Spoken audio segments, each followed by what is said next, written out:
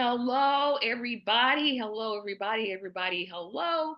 This is a special edition of the Congratulations to the 47th President, Dr. Cornel West podcast. This is a little different because I'm not StreamYarding it, I'm pre recording it. So this will be seen on Saturday, March 10th.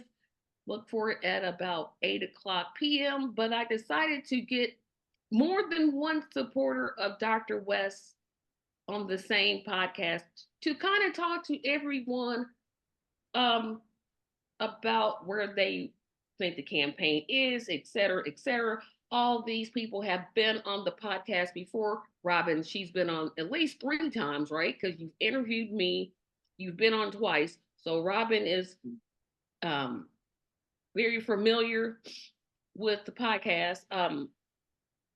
And we'll get started here in a second. Sorry, I have the sniffles there, so I had to put myself on mute.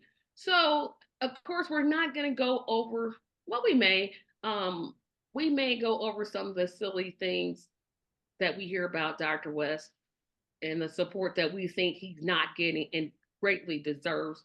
But I want to start off by having, and I'll do, and in this order, I'll do Robin first, Jose second, and Brad third. Talk about why it is that briefly talk about why it is you support Dr. West. Well, because of his platform, because of what he wants to do, because of who he is as a person, because he's a truth teller, because he speaks, he calls things what they are. He doesn't back down. I mean, I've just he makes my day in when I watch him in an interview, and he just will not back down. In fact, you can just anyway, it's so much different than any other politician. It's not like a regular politician. Anyway, why I support him: abolish poverty, abolish homelessness, his stand on the genocide that is taking place in Gaza,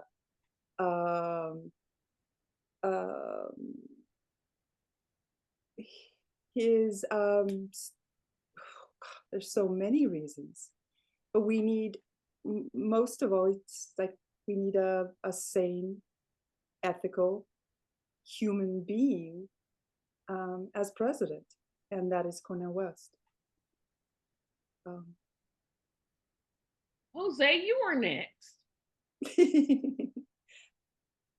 I'm sorry? You're next. I think, Jose, you're froze. I just think it sounds too simplistic, but I think he is the only candidate who isn't insane and who isn't depraved. It's not complicated for me. If I look at the primary candidates of each party, I think they're living in an unreality, and they are trying to convince us that they are okay and we are okay as a nation, and we absolutely are not. You know, we have this modern Holocaust happening right now, and we're supposed to believe that our current president is decent, is rational, is able to act with integrity as a leader of our country, and it's just insane what's going on right now. And when I hear Cornel West's voice right now, it's the same voice. It's the same kind of reasoning and the same kind of morality he simply has always had. You know, when he talks, it's not a PR soundbite. It's not messaging. It's really not even campaigning. He just has a moral voice. He speaks with a moral imperative, and that's what we need right now. Okay. Before we get to Brad, Jose, you are froze for some reason.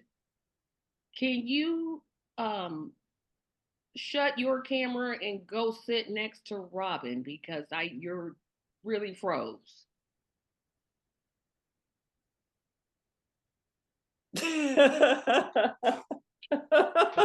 It is really, really froze.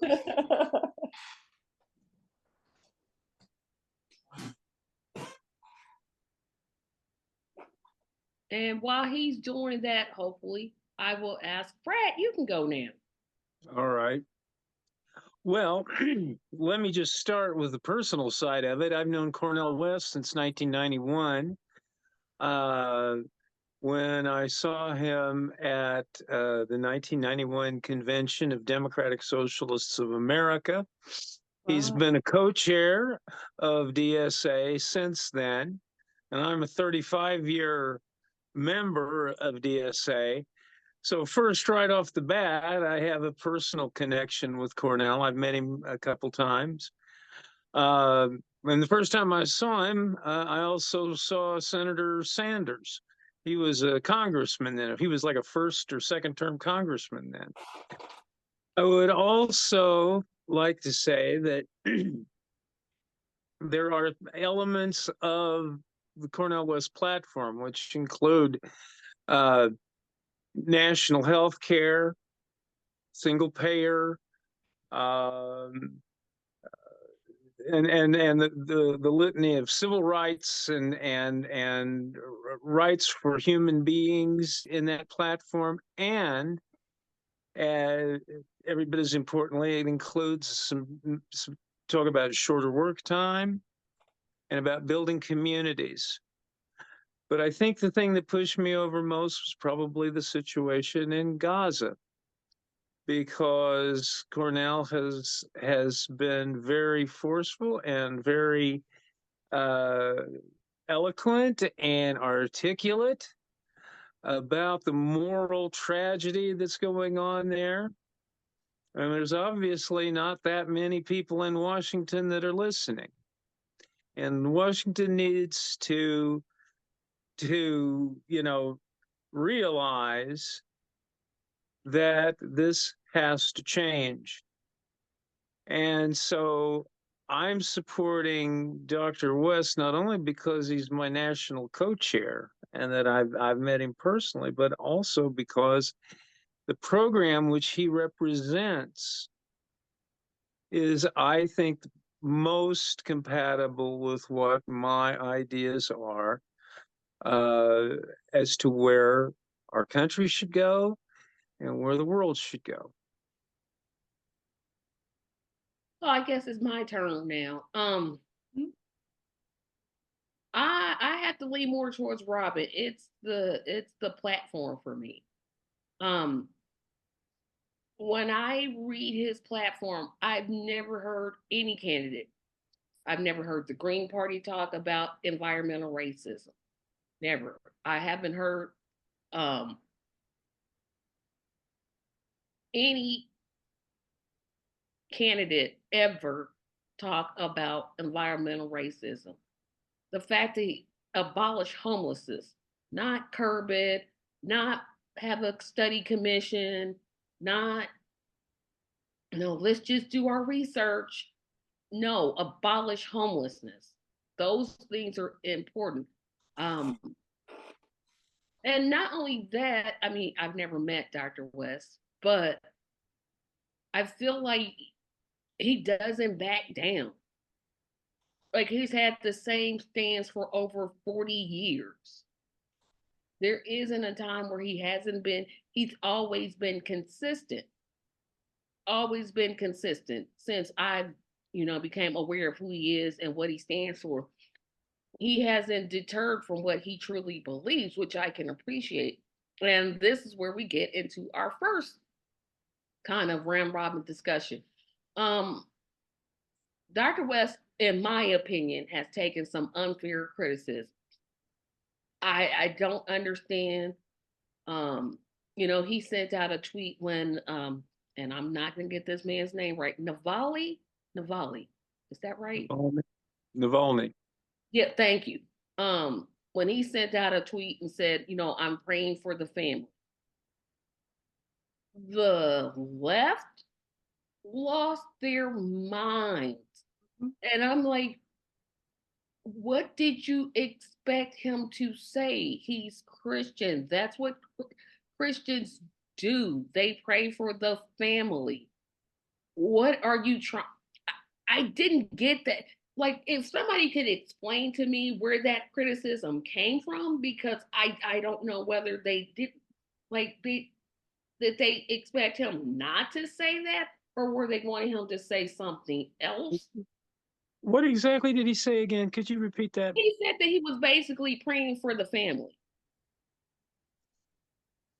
I'm like, okay, exactly. I'm like, and I mean, especially RBN, they went in. They're like, oh well, he supports, I believe, the Navalny, and I'm not gonna keep pronouncing his name wrong, but Navalny. say that again. Navalny. Navalny, thank you. Um, Apparently he was a white nationalist, and they felt like he was supporting him by sending a tweet saying that he was praying for the family. And I'm like, maybe you don't understand how Christianity works, but that's what we're supposed to do. I guess I don't understand where these unhinged, he's got to say the right things and do the right, like, he's got to say everything exactly right, when any other candidate, you just be like, okay, I'll just overlook it. We can go past it. To pray for the family, or to see the value in every human life, is not agreeing with them. It's not agreeing with the person's statement. It's just being a human being, right? It's just showing that part. And I don't believe he ever said, that I'm not going to even try, that he was a good man, or that he wasn't a white nationalist. It's just that, his Or family was Nazi, it suffering. was either white nationalist or Nazi sympathizer. I forget which one. You know, I the tell you, thing is, we deal with Nazi sympathizers, in Ukraine. I mean, it's what Nazi sympathizer yeah, you're which one are you dealing with. referring to again? Because it just, in general, this is one of my general complaints, is that it seems like everything Dr. West does, the left is just like completely ticked off. Absolutely, they're trying to find something. They're trying to find a chink in his armor. They're trying to bring him down because they're afraid. And Jose, you're really Oh, and quiet. you're talking about the left. Yes, The the left. left, not the right. Oh, the left. I don't know what's wrong with them. I'm not. Seriously. I'm not sure even anymore what the left is. Yeah. Um, the way I see it, we're at such a point in our history that we can't be like we used to be. This is existential, and we can't pray for a Messiah. At some point, we have to be pragmatic and see what is out there. I mean, this is an age for gaslighting. So when he says something as innocuous as that, when he gets jumped on, that's, to me, it's old politics. It's what God forbid, Obama used to say, where he talks about a circular firing squad. If we want to actually do something and affect something in the real world, any candidate that we coalesce around is not going to be perfect. And that comment was, like, to me, it's pretty innocuous. He is Christian. He is a kind man. He doesn't play to the camera. That is as normal a thing as he could possibly say. So, Mm-hmm.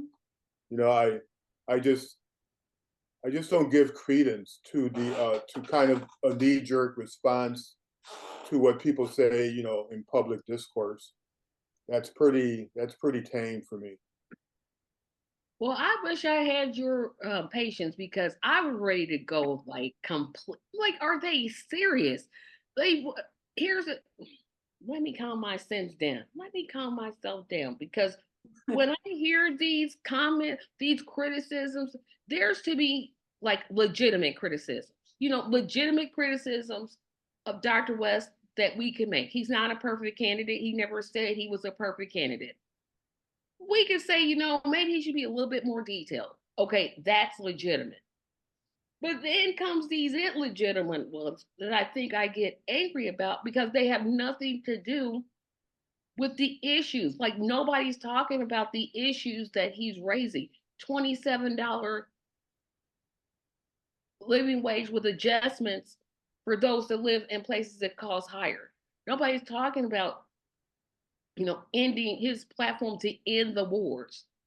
It's just like we're just ignoring everything that Yeah. his platform because of these, and I'm not gonna say because the word police are out there. People who just want to take every little bitty thing and just make a needle attack, and it's just really bothering me.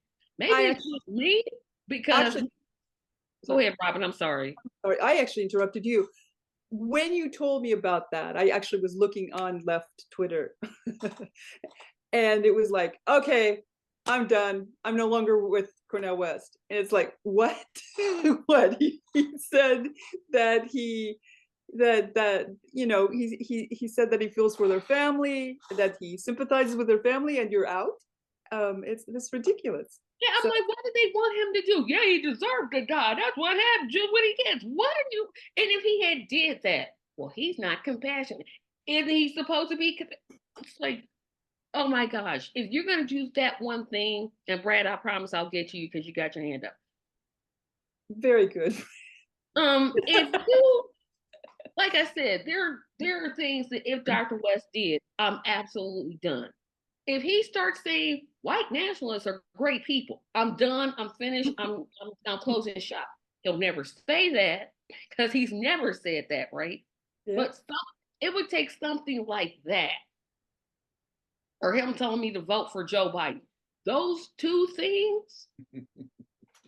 I mean, it would take a lot for me to say, you know what? No. But a tweet to say you're praying for the family. What is he supposed to say? I don't get it. I I don't believe in the same interview he brought it around to Julian Assange too, Yeah, as far as political prisoners go, and that we put all this attention toward this man who's being detained in Russia, where we just people just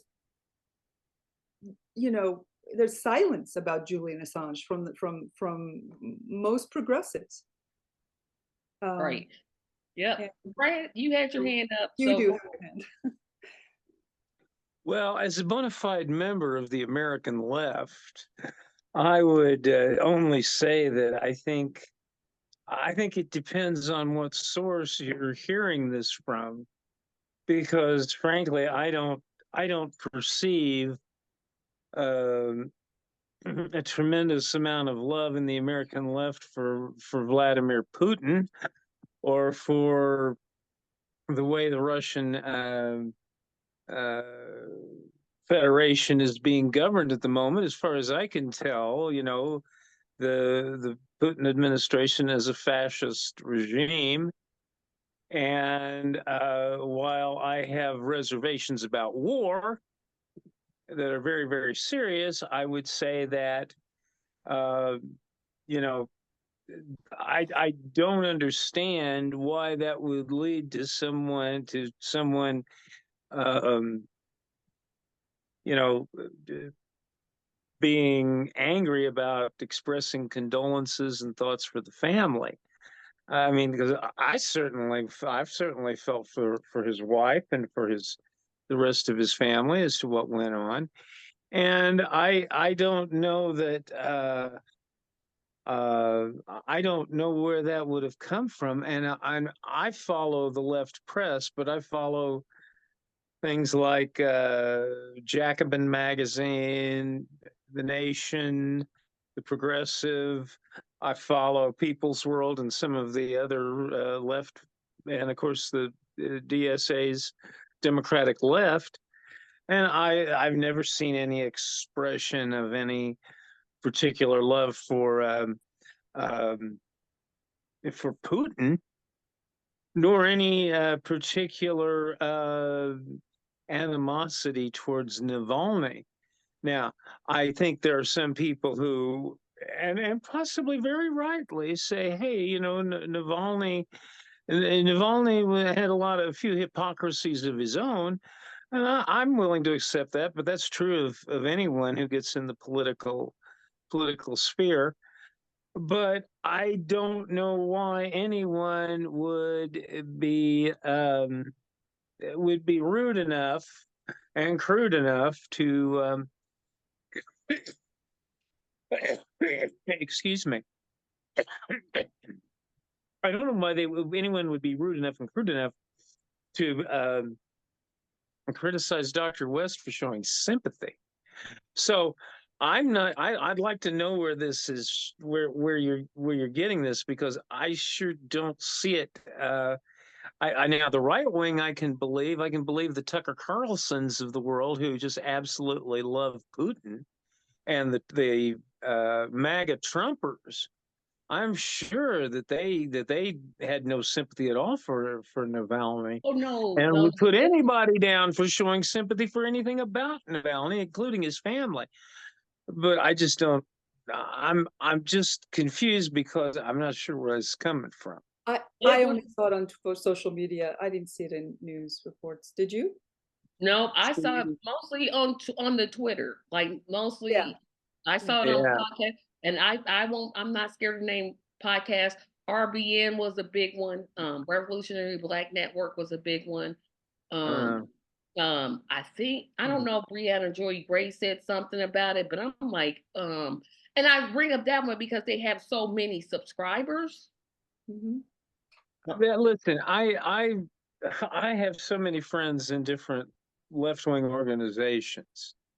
And I know that even on the subject of Ukraine, there's been this thing of, well, we're not really taking sides. We just hate this war and we want to stop it, and we want to see there be uh, some easing of tensions on all sides, if that means kind of withdrawing forces back a little bit and let's cool the situation down. But on the left, I don't think I know of any reputable mainstream left organization that I know of, that I'm familiar with, that has been so pro Putin or so uh, uh, down on Russian dissidents that they would say that.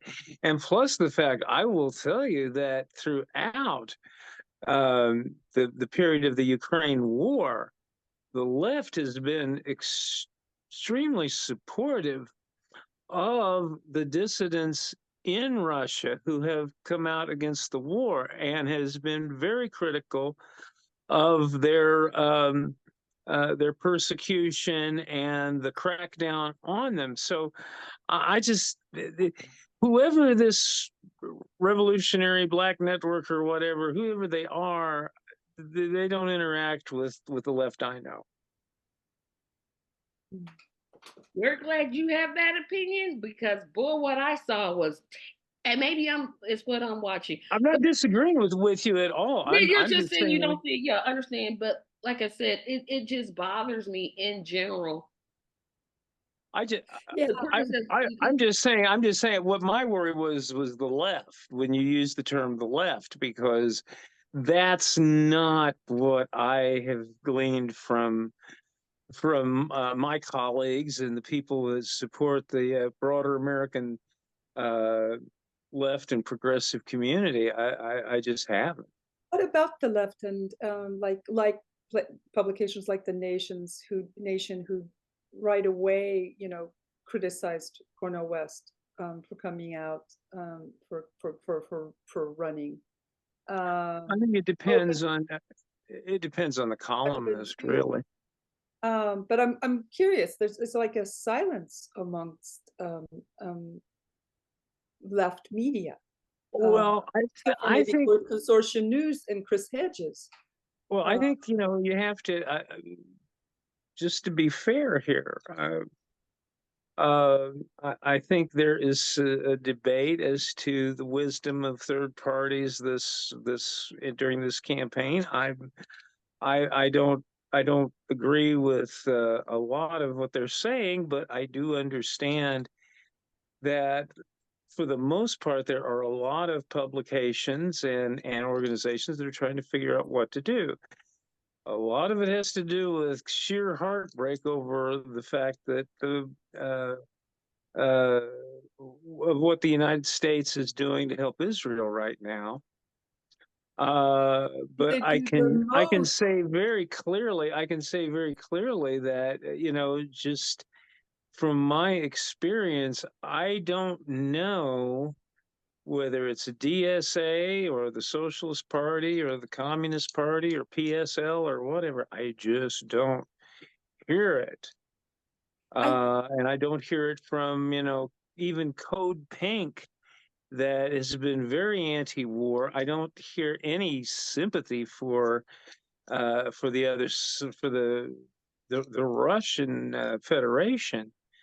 I hear, I really, I did not know that anybody was that critical of it, and whoever was of Dr. West for saying that he extended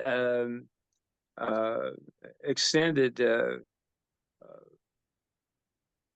condolences to the family of Navalny. I'm just, trying to say, hey,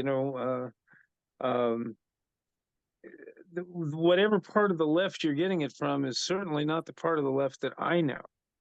I don't even know what left. To me, I used to think I was left. Right now, I just feel like I'm a human being that wants sanity. And I don't believe that the Democrats or the Republicans, I think they're both an oligarchy. I think they're warmongers. And I really would love to see, in a way, and it's like Dr. West does, to bring everyone together, workers that have whatever view, all together, and just try to do the right thing, because it makes me really uncomfortable when I get into any type of either leftist or whatever, because it's always been pushed even further and further away. And I'm not trying to make an argument of it.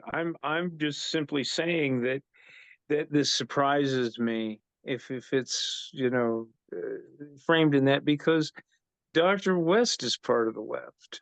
Like I said, of my main organization, the Democratic Socialists of America, Dr. West is a longtime national co-chair, and he has been a major factor in our organization, and one of the go-to people that we've had.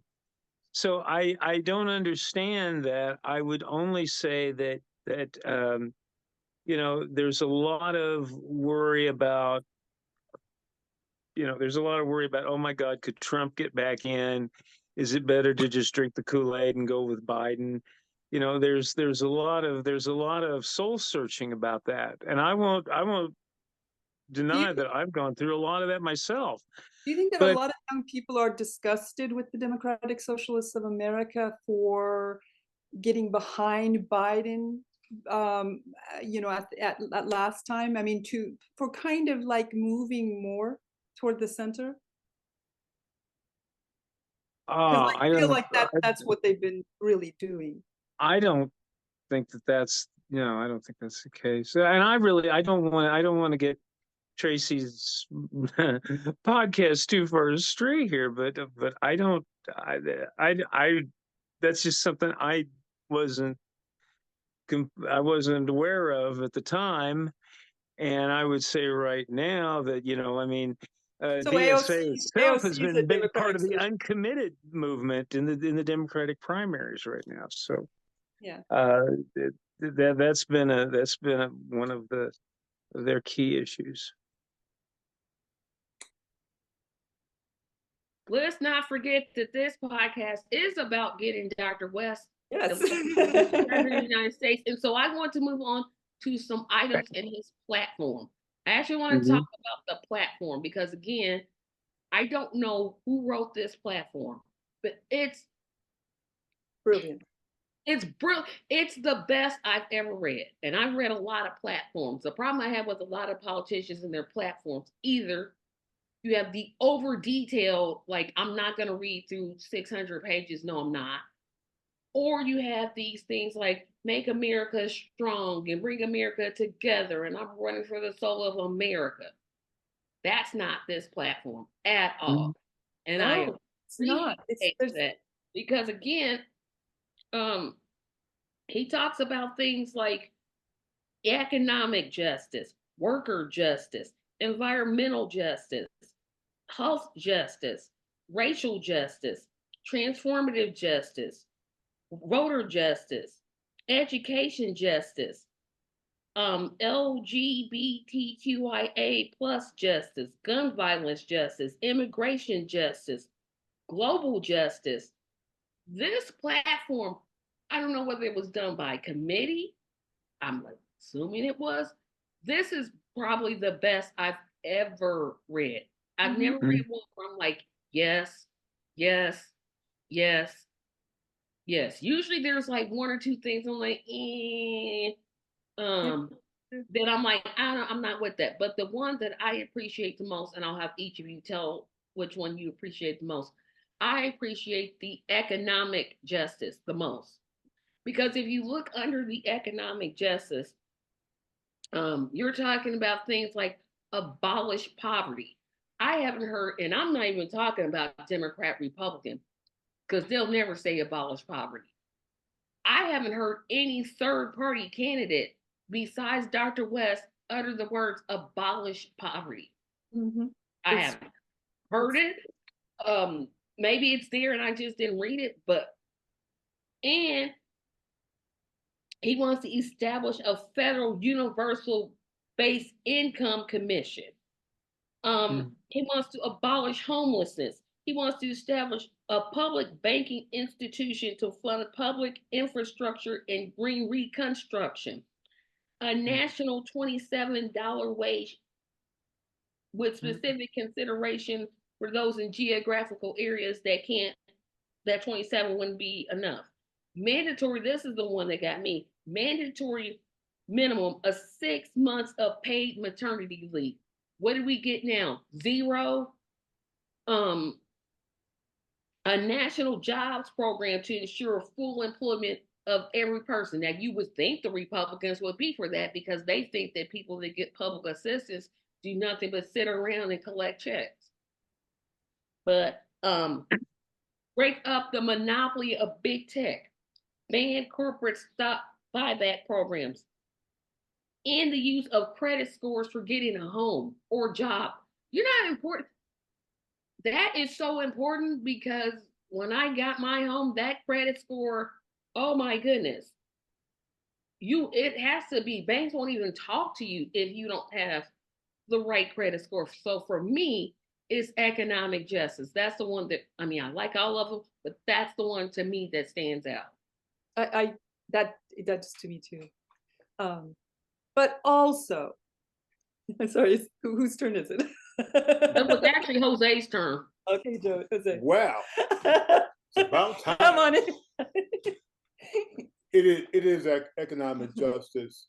It has to start there because most people don't live to hear pretty words or to hear that their betters, see them or hear them. It doesn't do anything for me. It never did when white lawyers or doctors or professionals quote MLK and they assure me in various ways, they kind of pat me on the head, that of course they're not racist. We're too far along in our history. That's very empty. Unless we look at the end results of policies, what they actually achieve, nothing else matters. So if Obama is in the White House and at the end of his presidency, it turns out that Black wealth has taken a huge hit that it's never actually really recovered from. If we are unable to look at the end results and assess if there's a problem, and then if there's a problem, how do we fix it? Just in a very rational way. If we can't do that, then we're really not doing anything but creating illusion and delusion, and everything is just empty sound bites. Um, we are about in the half century mark of an oligarchy where inequality just always gets worse. It just has for 40, 50 years. It just keeps getting worse.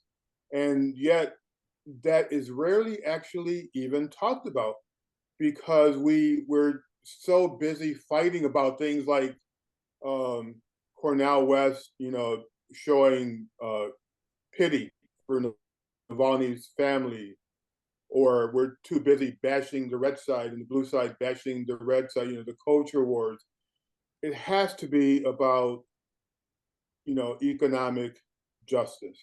It just, nothing else happens without that. We don't live for sound bites or pretty words. It has to be that. If we have the evidence that the 1% retains its power, and even after the pandemic, they managed to make a profit after a national disaster. Because whatever happens, everything is always skewed so that the profits are driven, to the people at the very, very, very top. That to me is number one. And if we're not talking about that every day, then something is really wrong. We cannot solve that essential problem unless we admit it's a problem. And yet, what do we hear every day? We still rarely ever hear this 1% problem, Brad, what is your favorite platform? Well, I'm sure it falls under economic justice and labor justice, because the whole platform and everything you guys have been talking about. I mean, it's been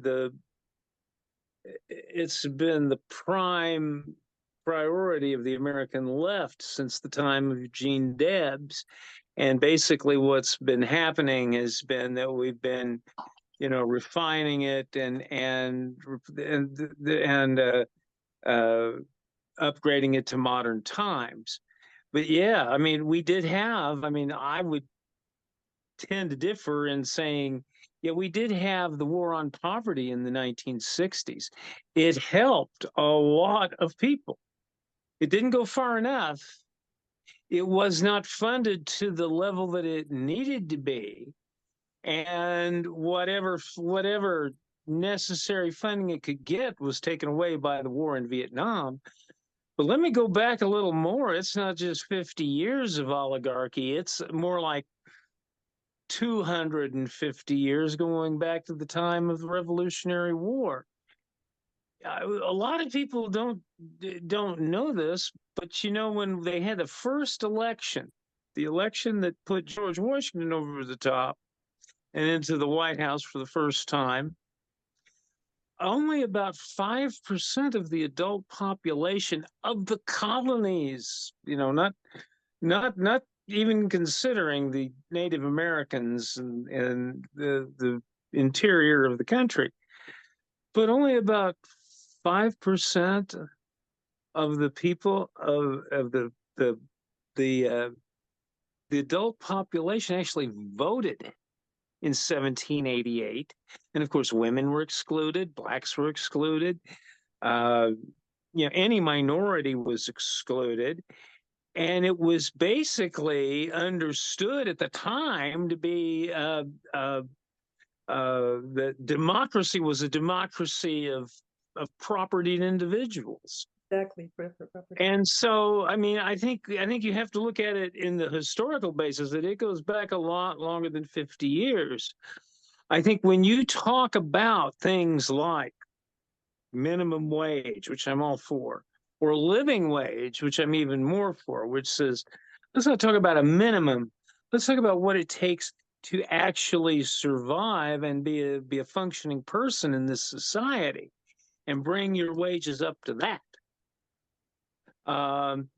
When you talk about when you talk about the kind of investments and control of investments that's needed in order to facilitate the building of communities and better communities and safer communities and places where people can actually have some breathing room to live, that's very much the heart and soul of what I believe.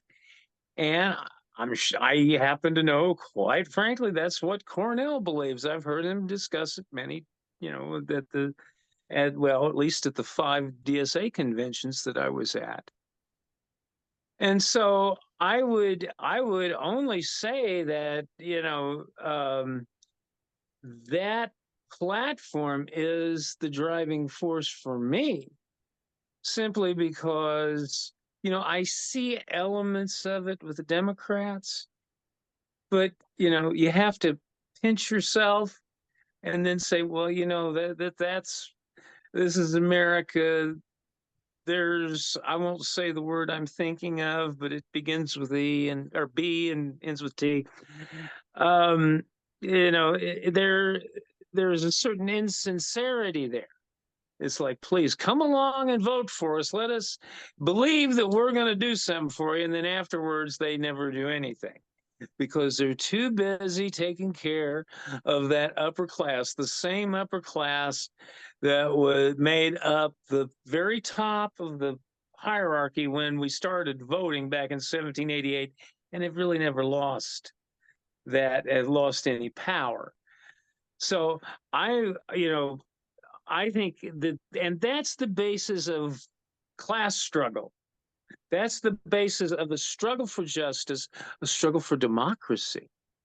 Not just these plebiscites that we run every so many years to figure out which member of the business class gets to screw around in what office, but actual participation in decision making by common people.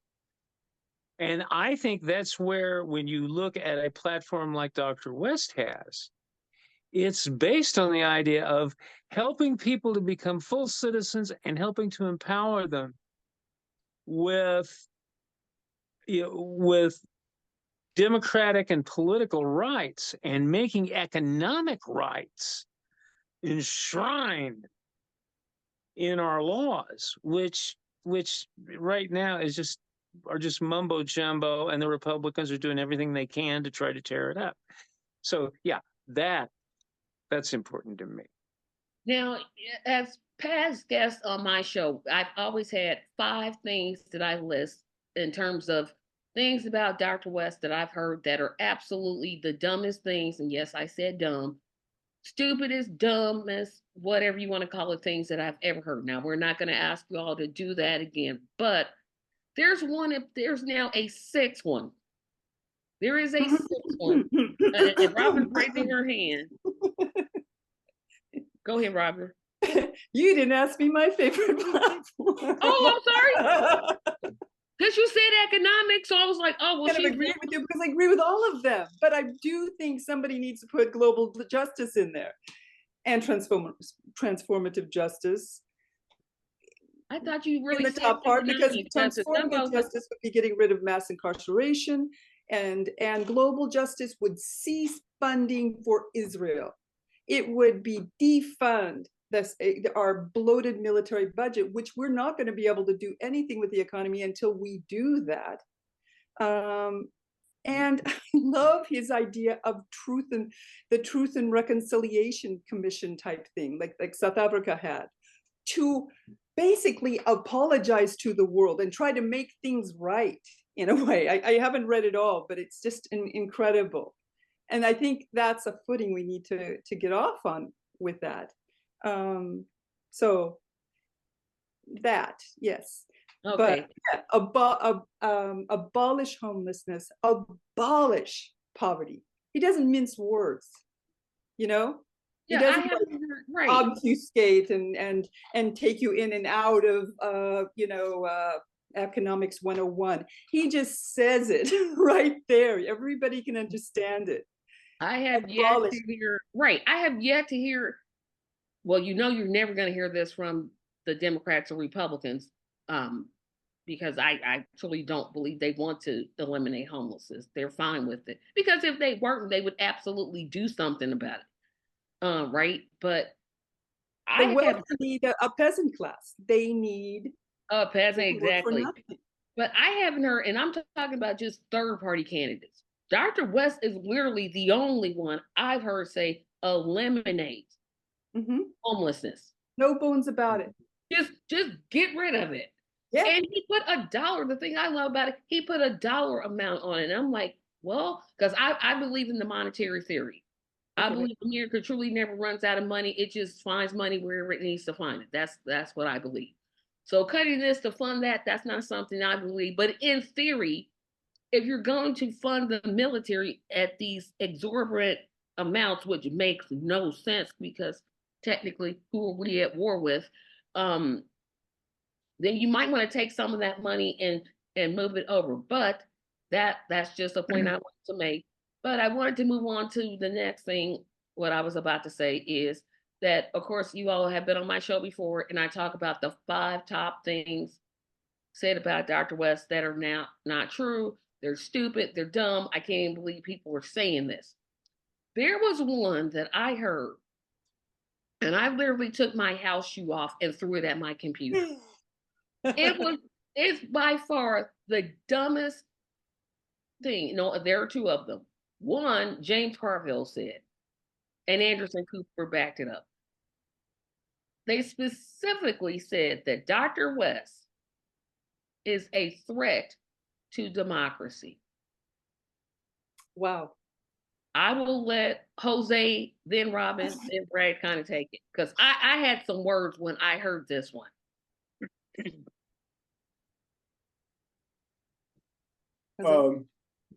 A threat to democracy. What that means to me is that they are saying I am a threat to democracy, that I have a particular viewpoint, a particular life experience, a particular thought process, that I actually believe in democracy. I've been involved with, law, the legal arena in this country for a few decades. And that is as a layperson and as a worker, a high school dropout. I'll make a donation. Yes, $7 because. So my point is, it is actually insulting because my background, I was apathetic American, and I have still to this day yet to vote anything other than straight Democratic Party. Although I felt like I was going to vomit when I voted for Biden, I did vote for him because I felt I had to. I felt the evidence would have to be in for me to basically finally give up on not just Biden, but the Democratic Party. And now I have, because I've seen the evidence. And my own people, Puerto Ricans, we're a devastated nation. We are a colony. We have a large population of disabled Americans who live in Puerto Rico. It includes my relatives, Biden made a specific promise to this disabled Puerto Rican demographic that he would reverse Trump's vendetta. And when Biden was in there, a procession of Puerto Ricans and representatives of Puerto Ricans appealed to Biden to please keep your promise, and he didn't. He just didn't. We don't hear about it. No one talks about it. What this means is there's going to be another 2-3 generations of disabled Puerto Ricans living in abject misery on the island. So when I'm told that Cornel West is stealing votes, I find it highly insulting, because using the evidence, using a fact-based analysis, really a very obvious analysis, I have to vote for someone who is pro-people, who has integrity and will keep their promises. That's all we have to go on. It simply has become impossible for me to vote for Biden. It's impossible for me to vote for people who surround Biden and enable him with silence, as if he hasn't directly hurt Puerto Ricans, as if he hasn't directly hurt Haitian migrants, the migrant community, period, as if he hasn't directly hurt, the slaughtered of Gaza. That's democracy. It's a process of reasoning. It's a process of looking at the evidence. It's a process of saying, how do we solve this problem? And then you, as a thinking human being, you come up with some way to solve this problem that not only, it's not a selfish process. I'm an old guy. It's a process where you want the best for your grandchildren and your neighbors.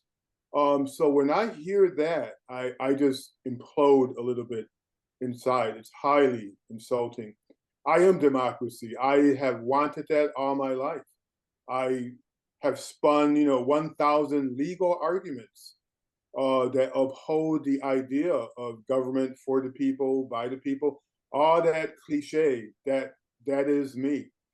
And I'm here, in my 60s. Unless I go bonkers, I cannot vote for Biden. If Cornel West didn't exist, I wouldn't know who to vote for. I'd be wandering around, I would give up.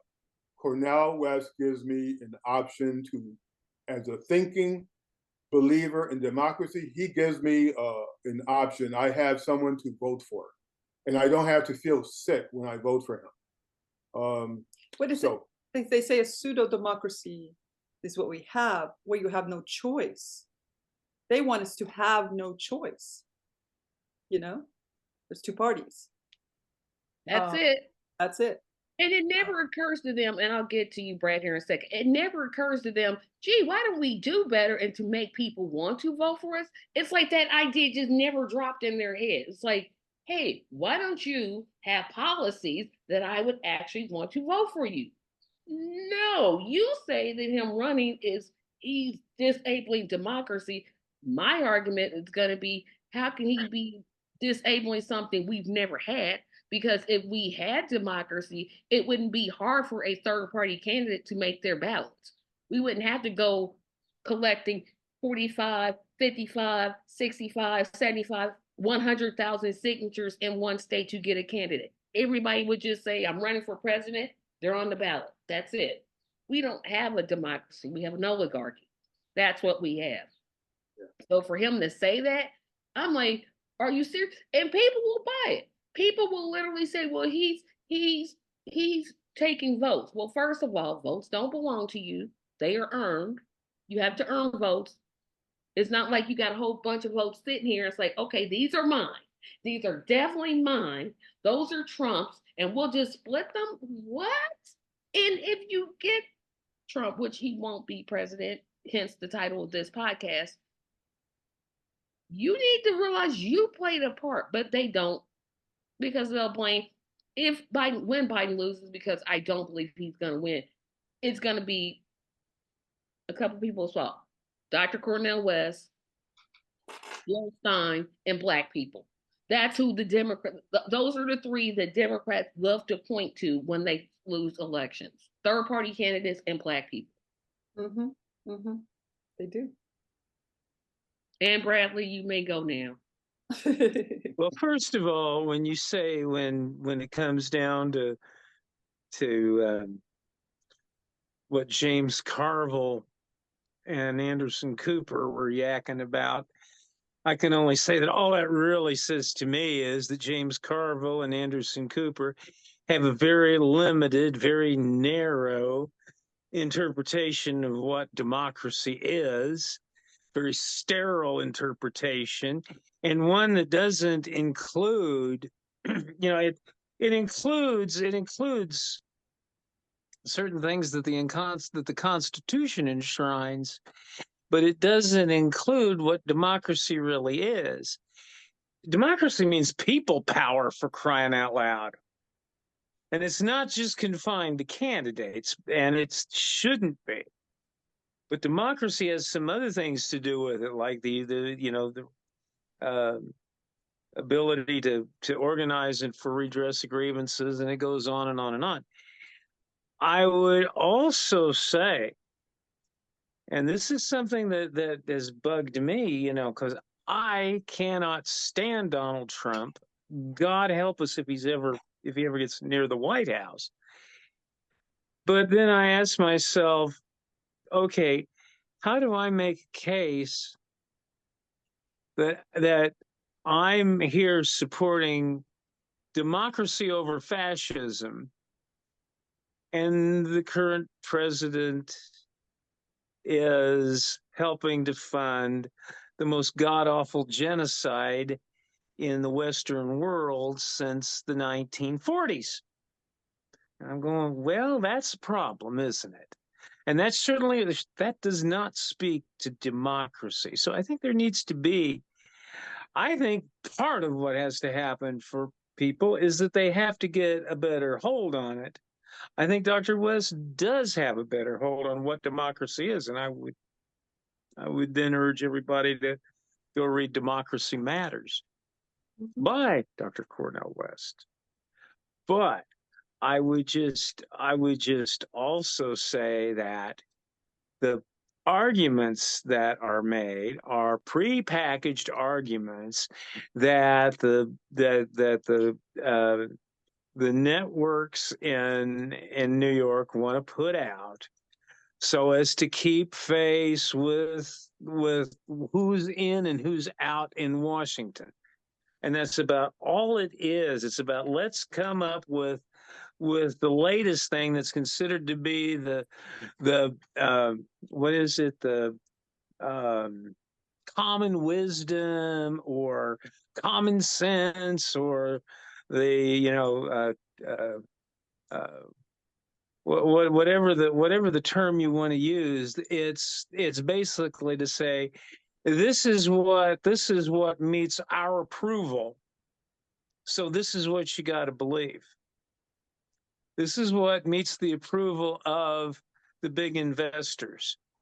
Have you ever noticed that what is presented as common sense on the news programs basically is what is embraced by the well-to-do and the people of the upper crust? And they don't want you embracing anything else. So to that extent,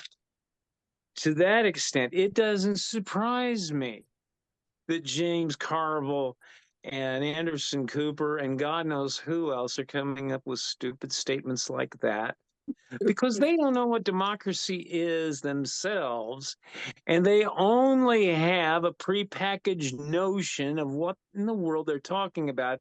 And anyone who believes that what's in Article 1 and the Constitution is the definition of democracy needs to study the subject a little closer. And you find that there's a lot that we need to do to democratize and re-democratize America. Mm-hmm. And we haven't done that yet. And until we do that, I take statements from these people about democracy as being an example of just how ignorant they are. Well, Yes, Brett. Go ahead, Robin. so speaking of the media, you know, a time when reporters actually called out politicians, like they called out Biden the first time when he tried to run for lying.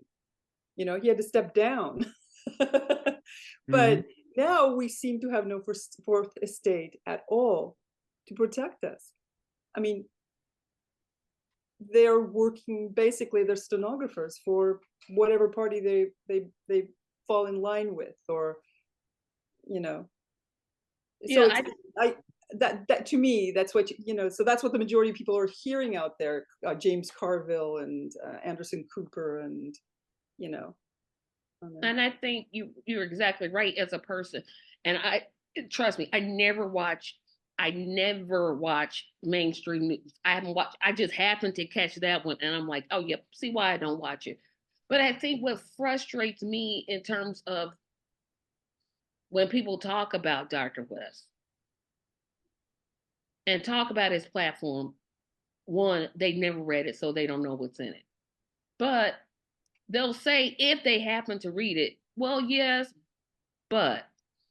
And it's that but that gets me. And I'll say it this way. So people who I've talked to, they know Biden is terrible.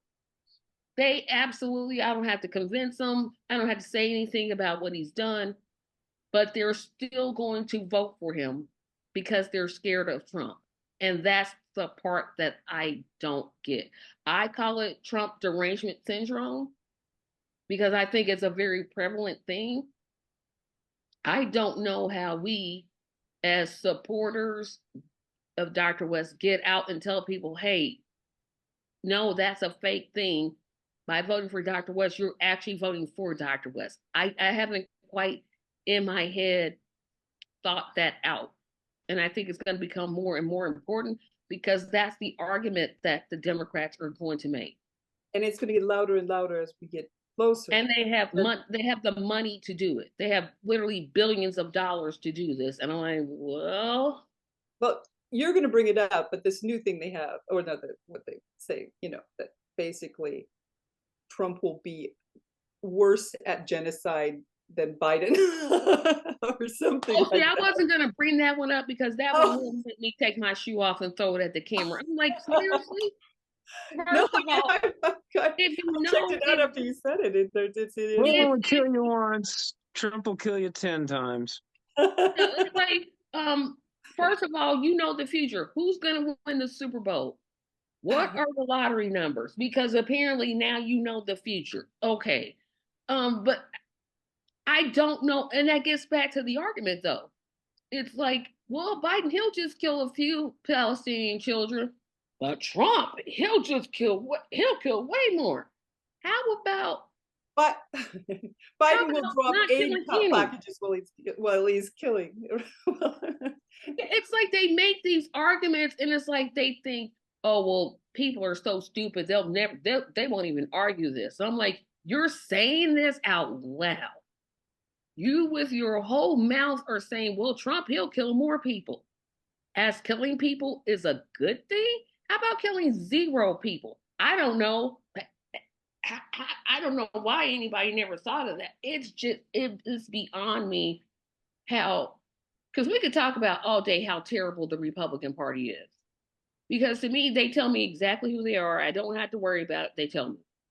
The Democrats will sit here and make it like they're your friends, get in office, do nothing, and then get mad at you for making them accountable for what they said. This is what I see where I am. Democrats are absolutely silent. You actually have people talking to you. I would love the conversation, but they're quiet until they have something to say about Trump. So that's the only thing they'll talk about. Trump. Well, it goes back to it goes to the basic argument. The number 2 stupid thing on my list: a vote for Cornel West is a vote for Donald Trump. That's That's literally what this all comes down to. That's the argument that they're going to keep making. It's not a fact. They'll act like it's a fact. They'll sit here and tell you, oh, well, that's a fact. No, 1+1=2 is a fact. The sky is blue is a fact. Grass is green or should be green. That's a fact. Me voting for Cornel West and getting Donald Trump is not a fact. It's your opinion because you're assuming that if Cornel West wasn't on the ballot, I would vote for Biden. I'm wrong. I never did vote for Biden. Thank goodness. And I never will. There's no even if he called for a permanent ceasefire tomorrow, I still wouldn't because I'd be like, oh, he's doing it to win. I agree. Even if he said, oh, $20 minimum wage, well, he destroyed 15, but I mean, he's not going, I mean, they're still on $15 minimum wage. I'm like, we're off of that now. We're at 27, 28, 29, 30. But there's nothing like when Dr. West says something he wants to do, I believe him. I believe no word of what comes out of Joe Biden's mouth. Nothing. I can't. He literally told Black students at HBCUs, if you vote for me, I'll forgive all your student debt. Why do they still have debt?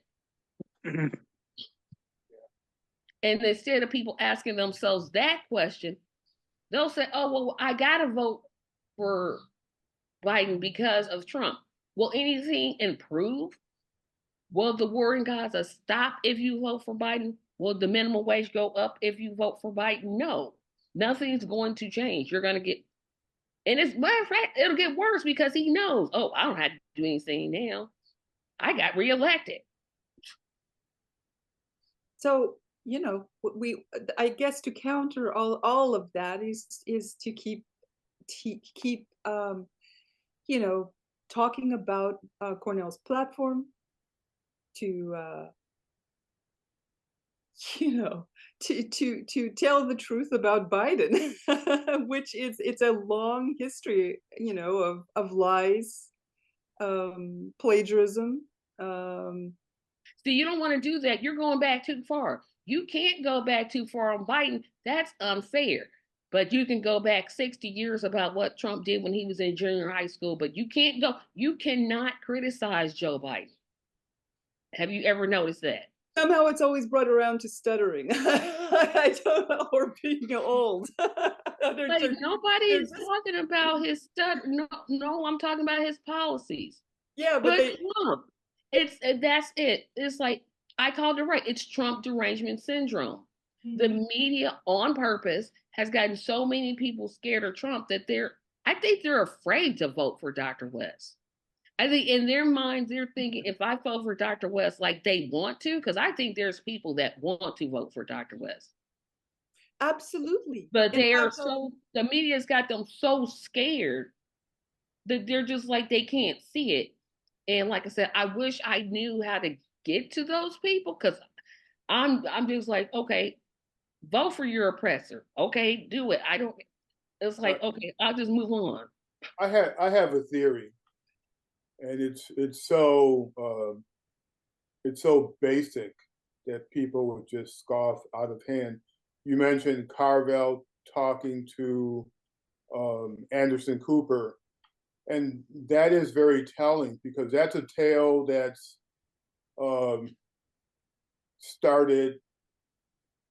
I tend to reference things in terms of Democratic Party history and my own personal evolution in how I see the Democratic Party. And because I had this crisis of conscience and guilt, I just started reading and trying to answer the question, why are we so dishonest? Why are we not able to actually achieve anything for poor people, for people of color, for my own people? Why are we constantly, beating our chest that we are great, that we are so much better than the Republican Party? And it's because, starting a little bit before the Clintons, the Democratic Party decided to just rely on propaganda, on twisting words. They use the unfortunates, people of color, poor people. They use these people as badges of honor, and then they don't actually accomplish anything for them. This constant pandering towards people of color. The very notion that if you vote for anyone other than the Democratic Party, you're stealing votes. I consider that racist. I consider that paternalistic. That is the product of propaganda. People like Carville, since the mid 80s, they've come up with this idea. Biden, I think, is a perfect example of the image. You create an image, you wear the white hat, that you fight for the poor, that you fight for people of color, that you are the next best thing to MLK. This is the image and propaganda of the Democratic Party. But what they actually are behind that wall of propaganda and illusion is basically a different kind of Republican Party. From the mid 80s, the movement within the Democratic Party was corporate, was Wall Street, but they couldn't admit that they're another kind of Republican. So they kept using the language of the New Deal. They used the language of the civil rights movement, but they always stopped way short of the actual goals, the actual mission of the various movements. So they just co-opted, they put up this wall, it dazzles people. And this idea that if we vote for someone besides Democrats, we're stealing votes, that's propaganda, because that is all we ever hear. It sinks into our brains, into our souls. We see the whole world as red and blue because that's all we ever hear. There are scientific principles that repeatedly science has proven that if you only ever hear something and nothing else, it doesn't matter how educated you are, it doesn't matter what the evidence shows, you begin to absorb this. Unless you're almost a very unusual human being. It's called the illusory effect. If you just constantly hear something, you just believe it, no matter the evidence. You don't even question it. It is the presupposition of everything you see or hear. So when you hear this kind of statement, you're stealing votes, that is basically the Democratic Party as a messaging machine. And that's been the case since the mid 80s. The DLC, the Democratic Leadership Council, they decided we need money from Wall Street, but we don't want to use the virtue, the image of virtue that, say, the New Deal had. And so when we're doing all this and wondering why it's only red versus blue, we've been trained to be that way. For us to get off of this track, I personally feel, my theory is, we need to say, take personal responsibility for your reasoning process. Be evidence-based. Look at the actual history. If you hear CNN say something, then test it. Compare what they say to the end results we see in history. We're talking about full employment.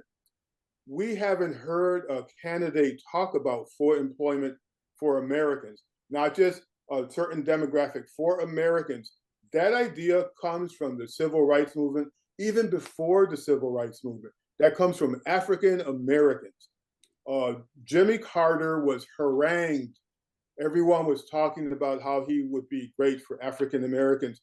So the various factions of African American, quest for political power was President Carter or candidate Carter. We need full employment. They pushed this bill. I forget the name of it, but it's in the history books. There's a professor, John Smith, that I adore because he's just about history and facts. And if you look at him, if you look at the old journalist Chuck Stone, at the time that Jimmy Carter was campaigning and then became president, he was actually reviled. We don't ever hear about this, but he was a Democratic president, really of the modern era, who pandered to blacks, and we believed him, and he promised African American factions that he would fight for their bill for full employment. And the closer he got to the White House, the more diluted his conviction was for employment. By the time he was in the White House, he basically nickel and dimed. He threatened, vetoed. So this bill that was originally for full employment, it became itself propaganda. It was a bill without funding, and the heart of that bill was taken out. It ended up being a bill that the U.S. would monitor the status of employment on African Americans. It became a completely different thing. And yet, Democrats were able to point to the bill, which had become meaningless. They could point to the bill to say, we are in favor of African Americans. We are in favor of uplifting people of color through this bill. The next candidate who talked about full employment was Jesse Jackson. And that was in the mid 80s. And what happened with Jesse Jackson is he was basically jumped on by establishment Democrats. You know, he was reviled. He actually brought in black votes to the Democratic Party by the millions, like a couple millions.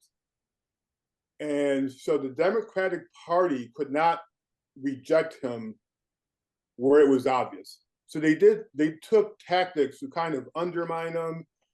They liked the votes he brought in. But this is when the Democratic Party became, and it's never stopped, became neoliberal. They became a different kind of Republican party. They kept the language of virtue. They still insist to this day, but it started from the mid 80s, that they were the party of morality, of civil rights. And although they can argue that they're better than the GOP, the point is they will always stop short. The way they hold on to power is by propaganda. They control the media, on the blue media, and when you hear things like we're going to steal votes from Biden if we use our reason, if we use our morality and conviction, and we vote accordingly, we're stealing votes from the Democratic Party. The problem is that the supposition of that is that the Democratic Party owns my vote, that they own black people, that they own Puerto Ricans. They simply do not. If everyone took personal responsibility for how they think and how they assess evidence and history, then we could save ourselves. But we don't, because people are afraid. So they don't vote according to their reason or their sense of what evidence is, or 2 + 2 = 4.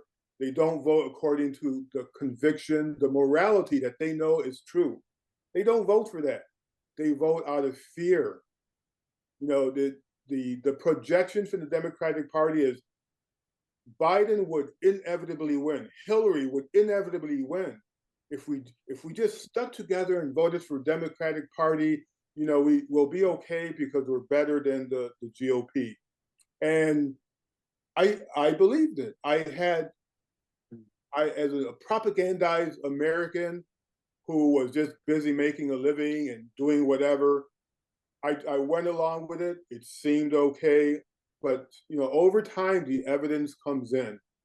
And Biden is actually now the personification of Democratic failure for the past half century. For me, the Democratic Party did stand for something that ended around the mid 80s.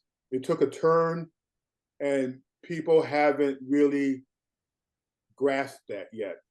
It's an empty party, and we can't vote out of fear. People do have to take responsibilities for their reasoning. You can't let CNN tell you to don't think. Just follow us. Don't think. No, we have to think. We have to observe. We have to come to our own conclusions. That is what democracy is. you use your reasoning. That's, Cornel West is actually corny to me, and I love that he is. When he talks about the Socratic method, it is never stop questioning, never stop thinking, always, always engage in conversation. That's how we solve problems. It's reality based. It is refreshing to hear him talk like that because everyone else is drowning in propaganda. Very few people actually escape the effects of propaganda on the American population. Yeah. Cornell is basically saying, wake up, think for yourself, look around you. People are being slaughtered. We're still living in abject poverty, a permanent poverty for all kinds of demographics in American society. There is a reason for that. People are not taking responsibility as voters. We're following people who are not doing good and don't mean to do good. They mean to put profits in Wall Street pockets. Profits over people. So here is my last question because I did not realize what time it was. So I'm going to let Brad answer. I'm going to go Brad, Jose, and then Robin, and then me last.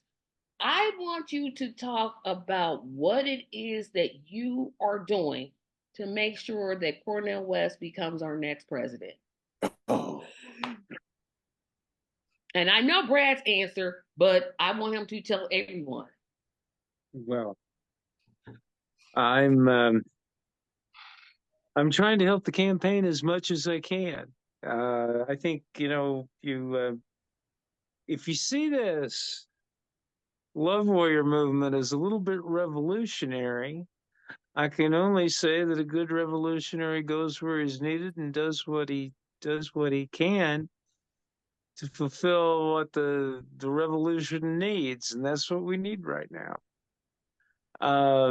I'll be helping with a few things, few public events here in the near future, and trying to help get the word out. I also want to just say one thing, and I said this before in my earlier interview, and I just want to make it clear since this is my last shot to say it. I want everybody to understand, and this goes for how you deal even with the Democrats and the Biden people and what have you. Just remember that the day after Election Day will come. All this will pass, and politics doesn't end there. And part of what we're about is making connections and making for good relationships and solidarity with other folks. It's going to be hard. It's probably impossible to ever get people to get to a consensus agreement on every issue. But what is going to be important, this is no matter who wins, because if it's Cornell, we're going to have to fight for the program. It's you've seen what the Congress is like. You have to be involved. And in all fairness,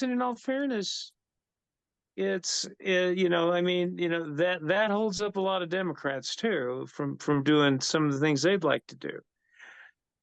If it's Trump, oh my God, we're in a new phase of battle. But I would just tell everyone to think about being a love warrior, not just in this campaign, not just in this political year, but going forward, because the struggle always continues. And you know what?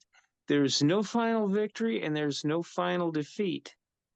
It just keeps going. It's been going on for centuries and centuries. And the fight for democracy has to be kept up. What does a love warrior mean, though?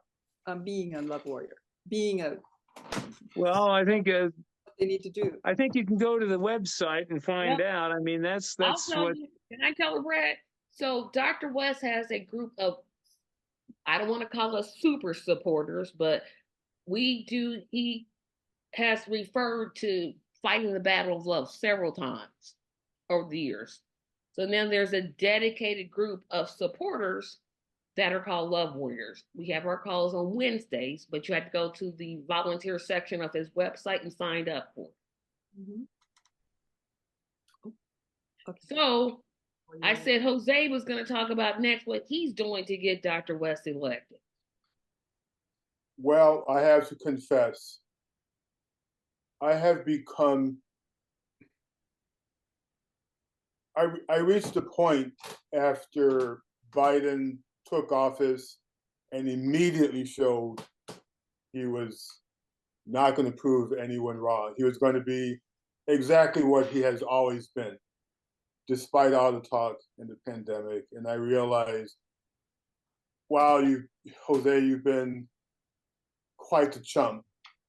I feel sick, and my thing, even before Cornell announced, or even, even before there was a hint that he would run, I just realized I have to change. I was apathetic. I've argued law. I'm a rational human being. I could spend 3 months on a legal brief, and I did really well for the attorneys I worked for. We did trials, won millions of dollars. I believe in thinking and rationality. I actually still probably mistakenly believe in American law. But clearly, something's not working, and people like me are responsible. We talk law and justice, we've talked Democratic Party, for all our lives, and we're still stuck in this mess. And I realized I needed to do something. So I just started reading. I did not want to be apathetic. I wanted the answers for how we are like we are. And I think I'm there. And unfortunately, and I do believe in Cornel West, I actually think it is not a coincidence that the best voices for economic justice are African Americans. It's not a coincidence that he is a strong voice, and even his Christian background, that is the movement for economic justice, even from before MLK. Mm-hmm. So my thing is I needed to become more aware and more vocal, because I'm not vocal. I don't talk, believe it or not. I'm a writer. I sit in an office all day for weeks at a time, and I come up with the best arguments I can. So for Cornel West, I realized I need to do things that I've never done before. And I became involved in this corruption in this town of Bremerton.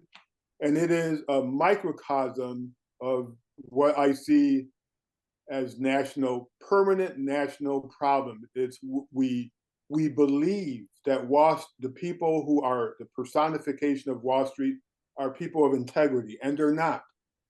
They, invade government. We have public servants who are really just another version of Wall Street, but they talk like they care and that their policies are about people, and it's not. So I spent like the past 3 months or longer trying to unravel this big scam where they are actually subverting zoning law and environmental law in this town, while at the same time talking as if they are proponents for this kind of law, as if they care about the homeless and affordable housing. And it's the opposite. You get the talk and then you look behind it and it's the opposite. They're actually causing it. So my thing is I wanted to change from within as I've become engrossed in this uncovering of corruption and our stupidity as a society, the fact that our press is dead. I mean, everything comes together. I find myself angry all the time, but I don't stop thinking and observing. And I want to, as I'm extricating myself from this project I've been on, I want to be the same Jose and be that for Cornel West. But honestly, for his specific campaign, no, I've got sidetracked in this other thing, and I want to be that kind of person for Cornell. So for me, it's I have to kind of go to the next phase and see what I can do for him in a concrete way. Oh, and by the way, I have to say this. Every time someone uses the word love in terms of politics, I die a little bit inside, because the Democratic Party, Cory Booker, in the Democratic debates, the presidential debates, came out on the debate stage and immediately started talking about love. It became like a trend for a while. So some of my neoliberal friends started talking about love and spirituality.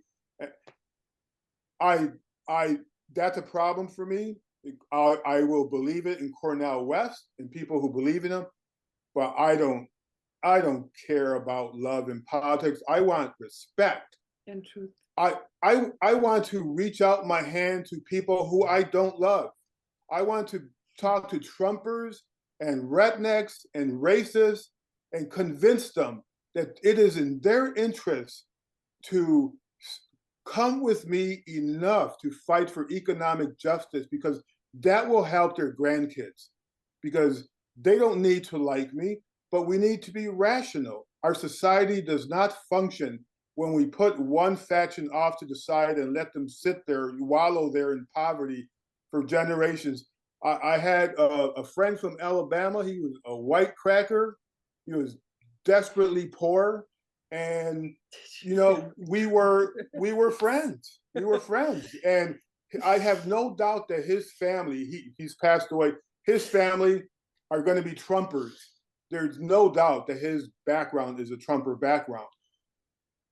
I want to be rational. I've had a lifetime of people telling me they love me, that they see me, and they'll fight for me. I don't care. I don't care for people being kind to me or saying sweet, beautiful words. That's not how I'm inspired anymore. I want to see results. I want to see concrete policies and the determination to reach success in that policy. And when they don't succeed in reaching for that policy, then I want them to be able to admit it. And then we go on to the next phase. Why did we fail? How do we succeed? That's the conversation I don't want to lose sight of. So I respect the Christian core of this concept of love and how we interact with people. I love all kinds of people. My baseline is I'm everyone's friend. They may not know it, but I'm their friend. But I'm never going to put love at the forefront of any kind of political movement. Because I've had it up to here. It was, we had it with Bernie. We've had it with all kinds of politicians. Biden. I want respect. I want to show respect for the lowest of the low, the people on the red side, neoliberals. I want to be able to talk to people based on respect, and maybe that's a form of love. But yeah, sorry, I had to blurt that out. I think truth is love. That's what. And Robin, what are you going to do to make sure that Dr. West is going to be president? I've been trying to get there to do the petitions and whatnot, and I haven't quite got there because I'm involved also in a different way with Bremerton. But I did start donating. The last time we talked, I started up a monthly donation that's constantly coming out, and I do need to get this week on to getting him on the ballot here. Yeah. And so that's what I'm doing. Otherwise, I'm researching as much as I can, reading as much as I can, talking to this guy, but and also talking to you, to Brad. But Brad said this thing about how it doesn't end after the day after election. I think that is Cornel West. I think that is beautifully spoken. We have been groomed to just think of voting and then forget about it till 4 years later. So this process where we are introspective and we try to become something more than we were before. Yeah, I think that's part of it. Yep. So let me All tell right. you the 5,425 things that I've been doing. You have been. One, this podcast. Mhm. And Brad and I are a part of a group called Hoosiers for Cornel West. We meet every Monday at 7:15 p.m. Eastern Standard Time, and we're on our petition gathering stage because we have 45,000 signatures that we have to gather to get Dr. West on the ballot in Indiana.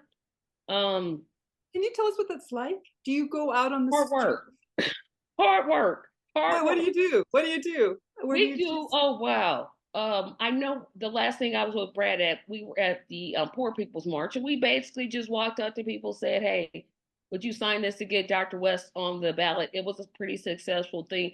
It isn't always that successful, but we got to get him on the ballot, and that's our goal, is to get him on the ballot. Um, I moderate not one but two groups on Facebook. Um, so I'm bought in. From the Mhm. moment Dr. West announced that he was going to run, it took me literally 3 seconds to say I'm in. Whether that was the People's Party, the Green Party, the Independent Party, the Justice for All Party, it didn't matter. I knew once he got in, I was in. I knew who I was going to vote for, and I haven't looked back. And with that, I want to let everybody know that you can sign up to be a volunteer. Volunteer, you could get ballot access. You could donate money. You could be a creative where they're looking for writers to kind of do campaign things. And you can find out all that information on cornelwest2024.com. I believe that's the website. It'll be scrolling at the bottom throughout this podcast once you see it. Um, that's what the campaign needs. I'm pretty sure they haven't said anything negative to me about saying that the campaign needs money. I did sign up. I know you signed up, but we want everybody else to watch. Jose already owes $7. Oh, you were that bad today? Yes, because now people who curse on my platform, and I ask them, of course, not to, because this is my platform. I'm like, you owe the campaign $7. Sorry, Um, I will try my very best not to ever repeat that. that's a, but yes, just make your $7 donation, because we all want that big, huge rally, because we know. I hate to say hyping a crowd up. That's what Dr. West does well to me. But it's going to take money for him to have those type of rallies. So if you're watching this, and if you can spare two, three, four, five, six, or if you curse like Jose, $7, the camp will greatly appreciate that. Find out if somebody in your state is heading up a ballot access drive. That's also the other place that we need, or the campaign. I keep saying we, but the campaign needs the most assistance. Again, you can find out all this information at cornelwest2024.com. It'll be scrolling down at the bottom just in case I got it wrong, but I don't believe I have. So I want to thank everybody for watching this. Remember to go to the website, learn about the campaign, read the platform, donate, volunteer. Have a great day, everybody. We return to our regular format next week, but I just wanted to get several supporters on the same podcast so we could do this, and I greatly appreciate the discussion. Have a fantastic day.